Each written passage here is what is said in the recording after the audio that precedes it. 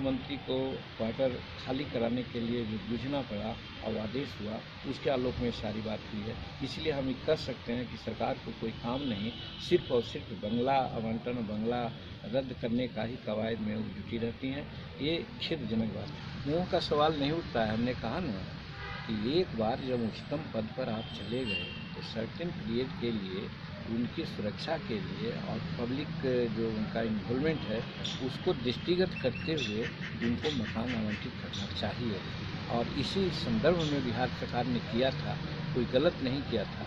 अब रही बात, कोर्ट ने इसको अन्यथा माना है तो कोर्ट के आदेश को तो पालन करेंगे ही नहीं। हमारा कहना है कि अगर एकदम समझते हैं कि एक्स सीएम फालतू है तो ये गलत बात है। एक्स सीएम को आवास भले सर्टेन पीरियड के लिए कर दे, आजीवन नहीं करे, ये बात कर सकता है, लेकिन उनको आवास रहना चाहिए।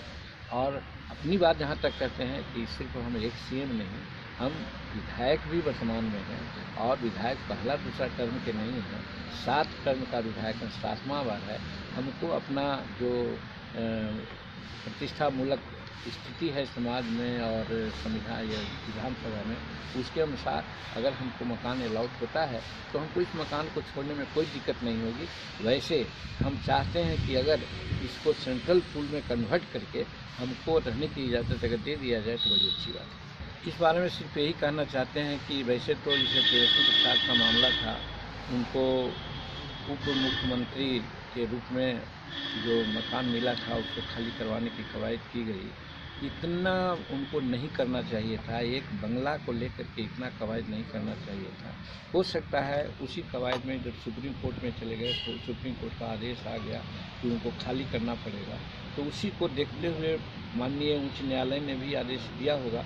लेकिन इसका ओरिजिनेशन तो एक तरह से हमारे सरकार जो बिहार सरकार है उसका ही हुआ कि आपसी मतभेद के कारण, प्रतिद्वंद्विता के कारण पूर्व उप मुख्यमंत्री को क्वार्टर खाली कराने के लिए जो जूझना पड़ा और आदेश हुआ, उसके आलोक में सारी बात हुई है। इसलिए हम ये कह सकते हैं कि सरकार को कोई काम नहीं, सिर्फ और सिर्फ बंगला आवंटन, बंगला रद्द करने का ही कवायद में वो जुटी रहती हैं। ये खेदजनक बात है। मुँह का सवाल नहीं उठता है। हमने कहा ना कि एक बार जब उच्चतम पद पर आप चले गए तो सर्टेन पीरियड के लिए उनकी सुरक्षा के लिए और पब्लिक जो उनका इन्वॉल्वमेंट है उसको दृष्टिगत करते हुए उनको मकान आवंटित करना चाहिए।